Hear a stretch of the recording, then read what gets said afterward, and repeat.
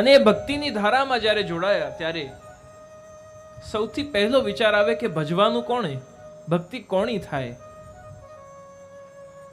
કોની ભક્તિ કરી શકાય, ભજન કરવા યોગ્ય, સેવા કરવા યોગ્ય આ સંસારમાં કોણ છે? આપણી પાસે તો કેટલા ઓપ્શન્સ છે. Our religion is a plural religion where there is one truth but there are so many ways to express or explain the truth. પર્વત એક જ છે, પણ પર્વતની પ્રદક્ષિણા આપણે જ્યારે કરીએ છીએ, પરિક્રમા આપણે જ્યારે કરીએ છીએ, પરિક્રમાનો શું અર્થ છે? વચ્ચે કોણે મૂકીએ પરિક્રમામાં? ઈશ્વરને મૂકીએ છીએ, પરમાત્માને વચ્ચે બેસાડીએ છીએ. The ultimate form of truth is the divine himself. અને એમને વચ્ચે બેસાડીને આપણે પરિક્રમા કરીએ છીએ. અને પરિક્રમા શું છે? પરિક્રમા is perceiving the truth from different angles. સત્ય એક જ હોય છે, પણ દરેકને જુદી જુદી દ્રષ્ટિએ દેખાય છે.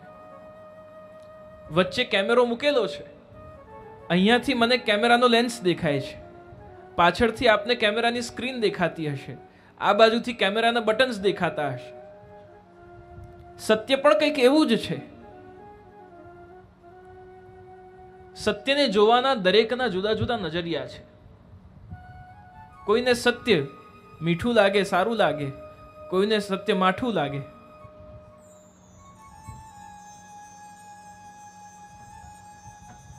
એક સત્ય એવો છે જેને પરમ સત્ય કહેવાય છે, the ultimate truth.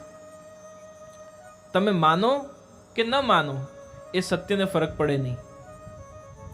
For example, the sun. If you believe there is something called as a sun, still it doesn't matter. If you don't believe કે ના સૂર્ય જેવી તો કોઈ વસ્તુ જ નથી આ સંસારમાં, છતાંય સૂર્યને એનાથી કોઈ ફરક પડતો નથી. એના સમય પર ઉગે છે અને આથમે છે. યુનિવર્સલ ટ્રુથ છે. બીજું universal truth which everyone knows, બધાને માટે જે સત્ય છે. ત્રીજું individual truth. My experiences are my own truth. કદાચ કોઈ બીજાને એ સત્ય ન પણ લાગે, પણ મારા અનુભવ એ મારી માટે તો સત્ય છે. તો એમ પરમ તત્વને જાણવા માટે એ કોણ છે, કોણે ભજી શકાય? અરે હું આમની સેવા કરું કે આમની પૂજા કરું કે આમની આરાધના કરું. આગળ આપણે આજે ચિંતન કરીશું આરાધયાધોક્ષજ પાદ પદ્મમ.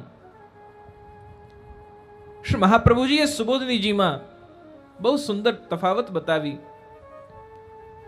કે ભજન કરવા યોગ્ય કોણ. તો સૌથી પહેલું ક્વોલિફિકેશન બતાવ્યું કે કોણ ભજન કરી શકાય. સૌથી પહેલું ક્વોલિફિકેશન બતાવ્યું કે જે સ્વયં ભયથી રહિત હોય. આપણને ફિયરલેસ બનાવવા માટે સ્વયં પણ ફિયરલેસ હોવું જોઈએ. જે પોતે ભયથી રહિત હોય, જેને કોઈ વસ્તુનો ભય નથી, એ ભજન કરવા યોગ્ય છે. જે સ્વયં નિર્ભય છે, અભય છે.